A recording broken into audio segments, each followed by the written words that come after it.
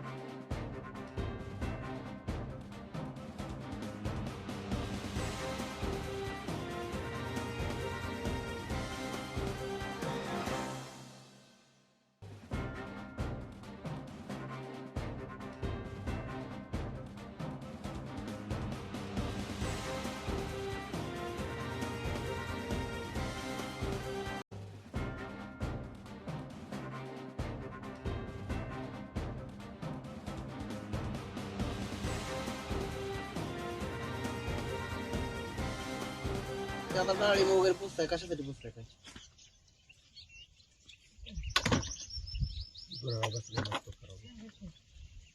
बोला की काय बोलाय. हा बोला. आता डाळिंब वगैरे पुसायला चाललंय, काय कारण नेमकं? माल चौक दिसायसाठी डोळा बसलेला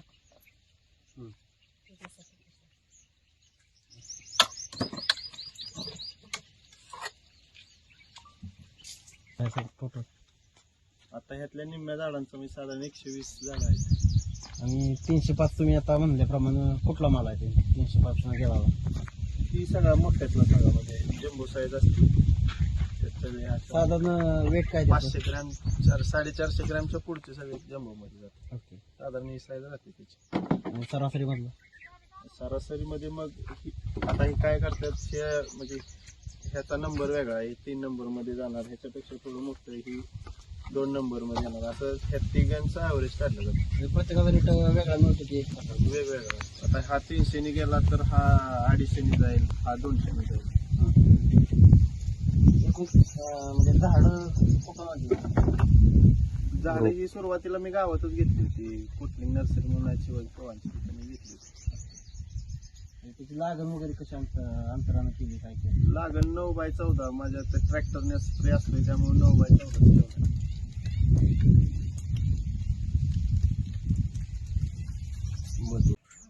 मला इथलं काहीच माहिती. हे तुम्ही जे आता डाळिंबाग घालवली ही कुठल्या पद्धतीची डाळिंब आहे सध्या आपल्याकडं? रेग्युलर भागवा, बघा. रेग्युलर भागवा. तिची लागण कधी केली होती काय? आपण केली 2019. 2019 ला. किती क्षेत्रात लागण केली आणि किती रोपं लावली होती? आता हे टोटल 1.5 एकर क्षेत्र आहे, त्यात आपली 500 झाड आहेत. 500 मधले आता आपण 280 झाडाचं फळ घेतलं. म्हणजे जोपासना कशी केली तुम्ही? जोपासायला आता पहिले 2 वर्ष तर काय रोप लावल्यापासून रेग्युलर औषध वगैरे असते ते, पण जास्त करून बाग आपण पानगळ केल्यानंतर तर जास्त औषध वगैरे. आता आपल्याकडे सगळीकडे तेलाचा प्रादुर्भाव होता, मग त्यातनं तुम्ही त्याच्यावरती कंट्रोलिंग यासाठी काय केलं किंवा? स्प्रे फवारणी आठवड्यात 2 वेळा असते. कुठली कुठली औषध होती? त्या स्प्रे मध्ये आपली जैविक किंवा जैविक तर वापरलीच काही गोष्टी, पण जास्त करून बॅक्टेरियासाठीच वापरले. आता तुम्ही सुशिक्षित दिसताय, पण शेतीकडे वळण्याचं काय कारण? नाही, एक इच्छा होती आपल्याला, म्हणजे ह्या रानात आम्ही पिकच घ्यायचो, पण एक इच्छा होती की डाळिंब करायची म्हणून. तर मला पण बरीच लोक म्हणली की होणार नाहीत, यात पण कष्ट आहे. पण आहेच, कष्ट तर आहेच, पण आणून दाखवलं, केलं. पाण्याचं कसं काय केलं? आता पाण्याला विहीर एक आहे इथं, दुसरी एक विहीर तिकडं आहे. आता ही माझी 500 झाडं आहेत. आता माझी अजून 1000 झाडांची लागण चालू आहे. तर टोटल 1500 झाडं होत्यात. फक्त दुष्काळात अडचण येते म्हणून आम्ही शेततळे एक बनवलंय, ते पण दाखवतो थोड्याने. 1,55,00,000 लिटर त्याची कपॅसिटी आहे. विहिरीला पाणी वगैरे कमी काय? पाणी कमी येतच उन्हाळ्यात, त्यासाठीच आपण शेततळ करून ठेवलंय. आता डाळिंब घ्यायचं म्हटलं तर शेततळ हे पाहिजेच. काय अंतर्गत पिकं वगैरे काय घेतात? सुरुवातीला घेतलं होतं 1 वर्ष कांदा, भांडवल बाहेर निघालं आणि मग परत बंद केलं. म्हणजे परत घेऊ पण नाहीतर परत त्याच्यावरचे सगळे रोगाचे प्रादुर्भाव ह्याच्यावर येतात. सरासरी काय रेट मिळाला तुमच्या डाळिंबाला? आता माझा टॉपचा जो मोठा माल होता तो मला 305 ने दिला आणि सरासरी 258-59 पडला. याची बाजारपेठ किती कुठे? मिळाला? 4.5 टन गेला 280 झाला. ओके. उत्पन्न एकूण काय? उत्पन्न टोटल 4-1 लाख धरून चालू. तुम्ही सांगितलं 305 रुपयानं दर मिळाला आणि सरासरी 258च्या दरम्यान मिळाला. हो. हे सगळं करत असताना एकूण खर्चाचं ताळमेळ कसा बसवला? तर साधारण काय होतं, सुरुवातीला आपण ज्यावेळेस बागेचं नियोजन करतो, धरायचे ज्यावेळेस आपण स्टार्ट करतो त्यावेळेस सुरुवातीला पहिल्यांदा कागद, ते कळक, ही त्याचं म्हणजे ही इन्व्हेस्टमेंट होती. आता ही आपल्याला काय 4-5 वर्ष तर याला काय होत नाही. कागद पण 3-4 वेळा आपण बाग हे करू शकतो, धरू शकतो, तोपर्यंत कागद टिकतो. त्याची एक इन्व्हेस्टमेंट होऊन जाते. म्हणजे कागदाचा आणि काळखाचा बऱ्यापैकी खर्च राहतो आणि औषधं तर आहे. हे तोडणीला वगैरे मजुरांचं काय? तोडणीला खर्च नाही काय, म्हणजे मजूर असतात, तोडायला नाही काय वेळ लागत, पण हे बाकीच्या गोष्टीच जास्त आहे. म्हणजे छाटणी असते, बेड बांगलणं, त्याचाच जास्त खर्च राहतो. तरी सरासरी किती खर्च आला आणि आता उत्पन्नाच्या प्रमाणात खर्च जास्त की उत्पन्न जास्त? आता तसं बघायला गेलं तर डाळिंबीला म्हणजे आता दर चांगले आहेत म्हणून झालेत लोकांना पैसे, पण तसं बघायला गेलं तर डाळिंबात पैसे होतातच. म्हणजे साधारण आता मला 280 झाडात 1.5 लाख रुपये खर्च आला. आता तुम्ही सुशिक्षित असून ह्याकडे वळलाय, ह्या शेतीकडे वळलाय. तुम्ही सांगितलं की आवड होती, त्याच्यामुळे एक तुमचा विषय झाला. परंतु तुमच्यासारखे कित्येक तरुण आहेत जे की बेरोजगार आहेत, शेती असून ते शेतीकडे आज वळलेले नाहीत, त्यांना काय सांगा?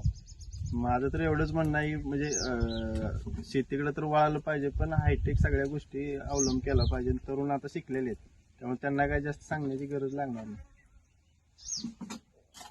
आपल्या तालुक्यातील जिल्ह्यातील बातम्या सर्वप्रथम पाहण्यासाठी आजच सातारा न्यूजला यूट्यूब चॅनलवर सबस्क्राईब करा, लाईक करा, शेअर करा आणि बेल आयकॉन प्रेस करायला विसरू नका.